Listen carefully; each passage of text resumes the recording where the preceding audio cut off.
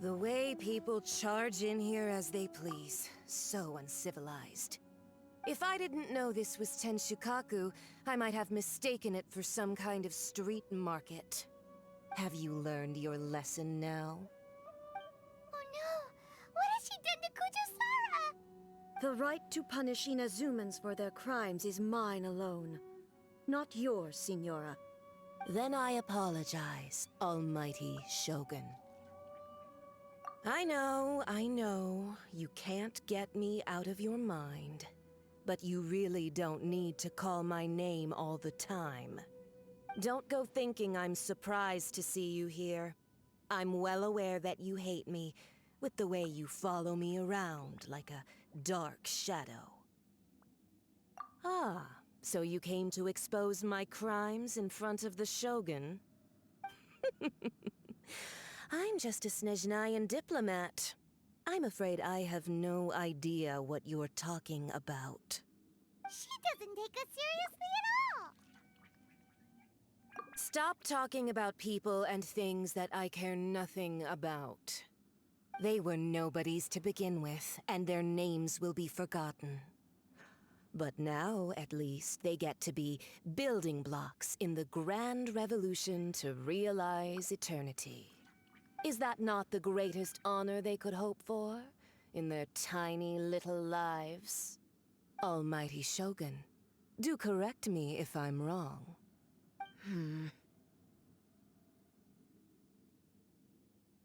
That's ancient history.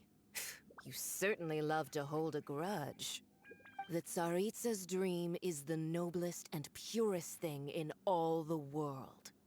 These other mundane details you insist on mentioning, they're just necessary sacrifices.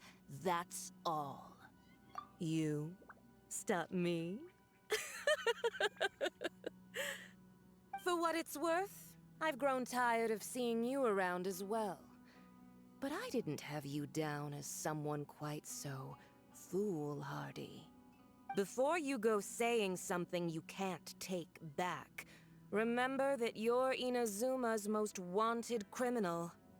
I suggest you consider your circumstances very carefully. Charging into Tenshukaku uninvited and lecturing me in front of the Shogun wasn't the brightest move. Don't you think it's time you stopped digging? I'm not sure you realize quite how much distance there is between us, both in status and in strength. I challenge you to a duel before the throne. Proceed. My, you're full of surprises today. So you've learned to make the law of the land work for you too, I'll admit that I never expected to be in a situation where the two of us were on equal footing. You are aware that the loser must die. Are you sure this is what you want? Traveler! Then I will deign to share this last dance with you. Till death do us part!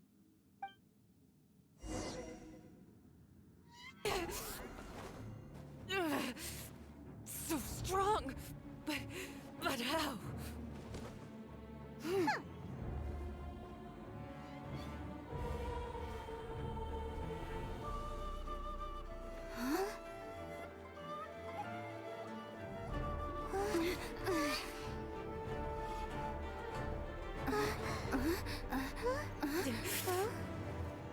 I am a Snezhnayan diplomat. You know what happens if you lay a finger on me. I swear, if you strike me, I will make sure... The Fatui will make sure that your precious Inazuma... Stop! I order you! And you! Filthy rats! All of you!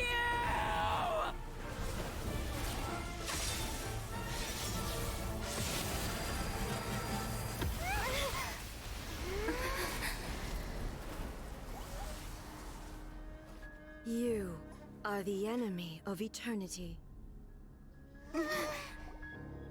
But as the victor, I acknowledge your honor. Therefore, I shall allow you to leave Tenshukaku alive. The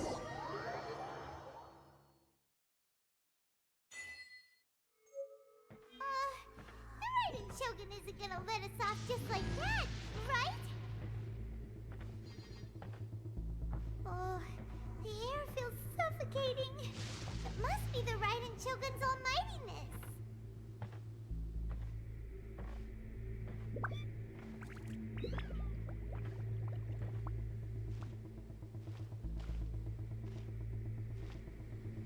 One strike from the Shogun and now Signora's gone! She got what she deserved, but Paimon still can't help but feel upset. Why are they doing it? Why are the Harbingers collecting all the no-seeds? Huh? Traveler, you got a headache? Chin up. Let's get out of this place. Paimon feels unsettled.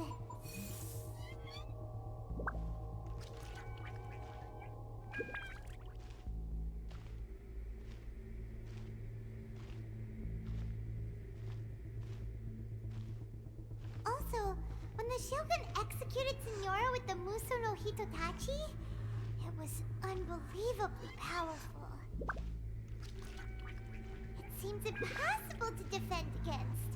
And if so, we've got no hope whatsoever of defeating her in combat.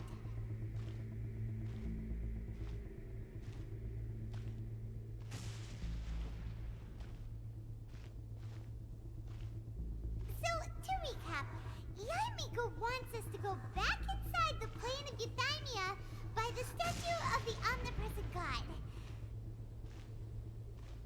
Oh, but we'll be like lambs to the slaughter, won't we? Oh, maybe we could put this plan on hold for a while? There's the sound of electro zapping in the air. Paimon can barely breathe. Traveler, are you okay? You're so silent.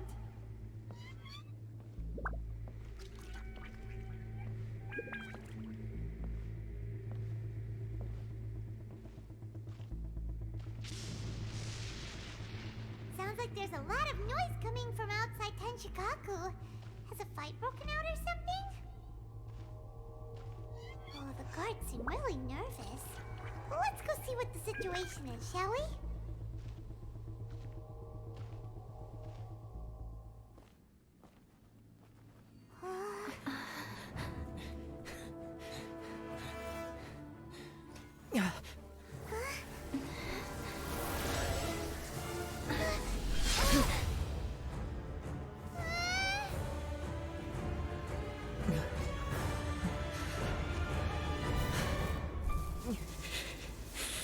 There will always be those who dare to brave the lightning's glow.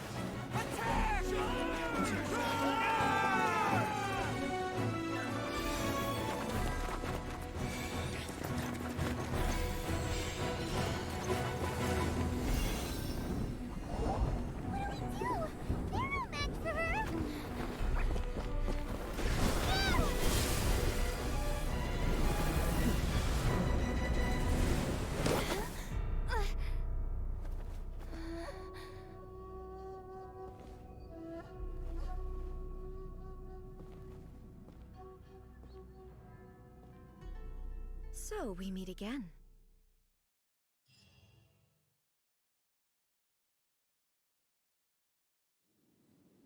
Indulge my curiosity.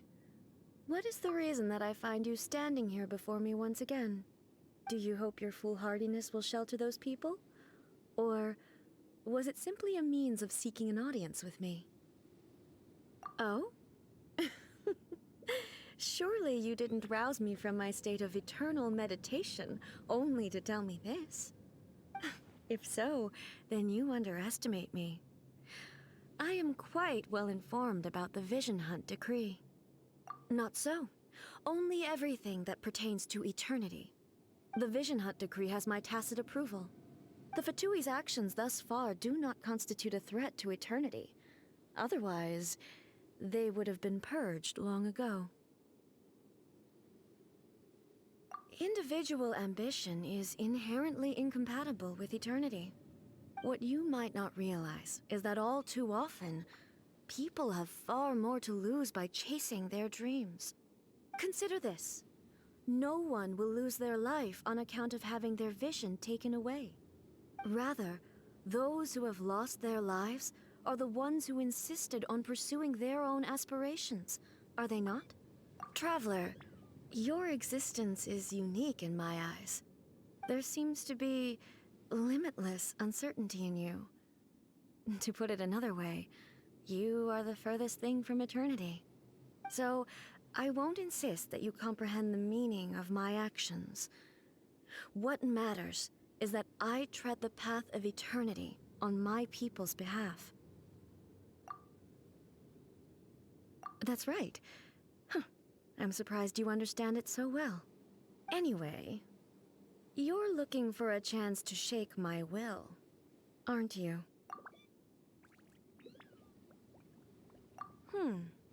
So be it. Well then, you who would defy eternity, time for you to enlighten me. Excessive yearning. Shogun abolished the Vision Hunt decree. Finally, her people's wishes penetrated her locked heart. Beyond the plane of euthymia, she saw what eternity means in the eyes of the world. When one's fervent ambition burns brightly, the gods will cast their gaze upon you.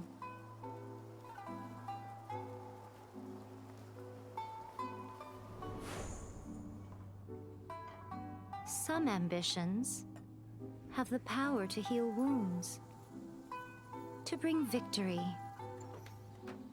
to inspire hope.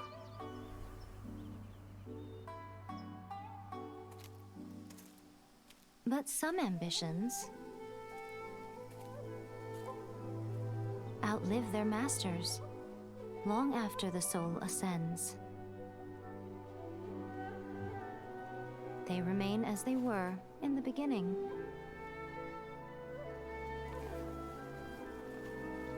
Burning bright and true for all eternity.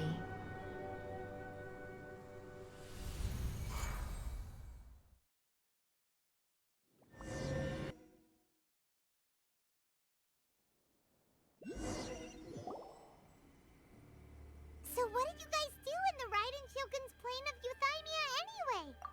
Is the Vision Hunt decree abolished? Oh, gotcha. Paimon was super worried, you know. So, maybe the reason Yaimiko is looking for us now is because she wants to thank us. Let's go find her. Let me try again. Why, hello. If it isn't the triumphant traveler. And why might you be visiting the shrine? A sign of piety, perhaps? You literally told us to come meet you here! I was just joking. I've been waiting for you. Seems like someone's in a pretty good mood. Mm-hmm.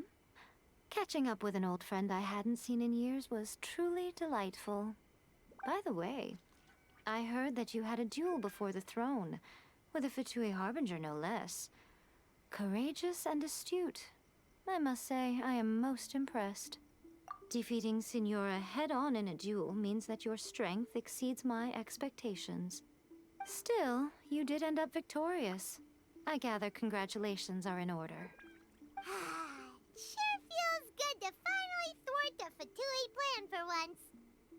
caused plenty of trouble along the way, but at the very least, they didn't get their hands on another Gnosis.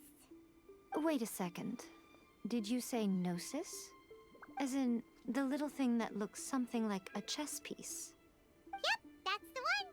You've seen one too? Gnosis belong to the Seven. They're what keep them connected to Celestia. Oh. What's wrong? I handed that over. You did what now? Well, how else was I supposed to save your skin from the Balladeer exactly? The Balladeer is number 6 of the Fatui Harbingers. In terms of strength, he is superior to Signora. I'm not the kind of person who risks life and limb for any old reason. You did... for once, Paimon just does not know what to say. After A created her puppet vessel, she no longer had anywhere to put it. As her erstwhile closest friend, A handed it over to me, and I've kept it in the Grand Narukami Shrine ever since. She no longer needs the power of the Gnosis, and in any case, she tells me she has severed ties with Celestia. Thus, the Gnosis became not only useless, but also a potential source of conflict. Is that not a good bargain, exchanging it for the one at the core of the plan? Judging by the results, at least, I dare say I struck a good deal. When you put it like that, Paimon has to agree. The Traveler is worth more than a Gnosis. Well, what's done is done. And I hardly think we'll be getting it back now. Let's leave the past in the past. So anyway, you still haven't told us why you called us here today. It's to thank you. Really? You intend to travel all over Teyvat, and the time has come for the Inazuma leg of your trip to come to an end, has it not? As a mark of my gratitude, I will answer any questions you may have about the road ahead or the events of the past. What would you like to know about? Sorry, I haven't a clue. I'm also unfamiliar with the god you describe. But if you still have doubts about A, I would say they are misplaced. Not only does she not fit your description, but she voluntarily gave up her Gnosis long ago, severing her ties with Celestia in the process. That's good to hear. Otherwise, given that I'm her familiar, it could have made our relationship rather awkward, don't you think? Don't worry. We aren't looking to pick a fight with you. I wish you the best of luck. May you soon discover the truth behind it all. As for your brother's whereabouts, I will use all the resources at my disposal to investigate it. And I will also borrow some of Ayato's people from the Shiumatsu. I'll let you know if I find out anything. Consider it part of my means of thanking you. After leaving Inazuma, I think it would be easiest for you to go to Sumeru. Ooh, Sumeru! We've run into loads of scholars from there on our journey so far. Yes, well, Sumeru is the land of the god of wisdom, where the quest for wisdom and knowledge is never-ending. But their obsession gives rise to some truly inexplicable things. For example, in Sumeru, knowledge is holistically managed as a resource. Knowledge is a resource? Yes. I don't know whether it was the sages or Lesser Lord Kusanali who came up with the idea. Lesser Lord Kusanali? That's a cute name. Oh, you haven't heard. Lesser Lord Kusanali is the deity in whom the people of Sumeru place their faith. It's their chosen term of endearment for her. I'm sure you must have some things to discuss with her too.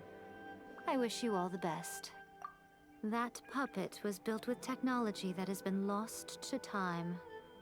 Perhaps she, as a god, is the only one privy to the knowledge of its origins. Still, there's one other thing on this topic that I suspect you may be curious to know. Before A began modifying her own godly form, she took it upon herself to create a prototype puppet. So, you mean there are... No. The prototype was merely a proof of concept. Its appearance and intellect were not based on A. It was a test. The original plan was for A to simply discard it. But perhaps A thought this to be too cruel, because in the end she chose only to seal the power within it. Later, this puppet wandered Inazuma as an ordinary human male with his own consciousness, until the Fatui took an interest in him. Not the fatigue. Some eccentric geniuses in the ranks of the Fatui made adjustments to the prototype, not only unsealing his power, but very likely rendering him even more formidable than his original specifications. The object of divine creation is now the one who has taken possession of the Gnosis, and the prototype puppet is now known as the Balladeer. What a crazy story! It is, isn't it? Who can say whether it's coincidence or destiny? I'm surprised an outlander like you is aware that there was once a change of Electro Archon. Few citizens of Inazuma are aware of this. Morat's told us. He said that the Electro Archon Ball has passed away. Yes. The truth of the matter is that there were two twin gods, Baal and Beelzebul. Twin gods? They won the Archon War together, and when Baal established the shogunate, Beelzebul became her Kagemusha, or shadow warrior. In other words, she acted as Baal's body double. Beelzebul is A, with whom we are now both acquainted. Baal's name was Makoto. As far as the world was aware, there were not two, but one. They complemented each other, and they ruled Inazuma jointly, so there was no need for the public to know the truth. In fact, the name Baal and the title of Raiden Shogun was understood to refer to both of them. Right up until... Until what? Makoto died several hundred years ago in a war that I was not personally involved in. Since then, A has assumed the shogunate. Losing her sister must have been super hard on A. That was when A began to change. Makoto was her greatest loss. Paimon feels like she understands A lot better now after finding that out. So what kind of god was Makoto? I didn't spend a great deal of time with her, but my impression was she was a gentle god, who in each moment cherished the beauty of what was before her. Wow. Are you sure? Okay then. Oh, Traveler. Do you still have the Omamori I gave you? Keep it safe. Is that all you intend to do with it? There was me thinking that you might hang it around your neck to show off to the world, telling everyone who inquired that it was given to you by none other than Yae Miko, the wise and beautiful. Who in their right mind would do that? Okay, I'll stop. Now, a question for you. Traveler, what is your ambition? I see. But that is merely a small goal, based on what preoccupies you here and now. Your ambition should be something that transcends the world below and the starry sky above. Something that shines in unison with fate itself. Perhaps the reason you do not possess a vision is that such an ambition has yet to be engendered within you. It's a possibility. Continue on your journey, and maybe that moment will come to pass.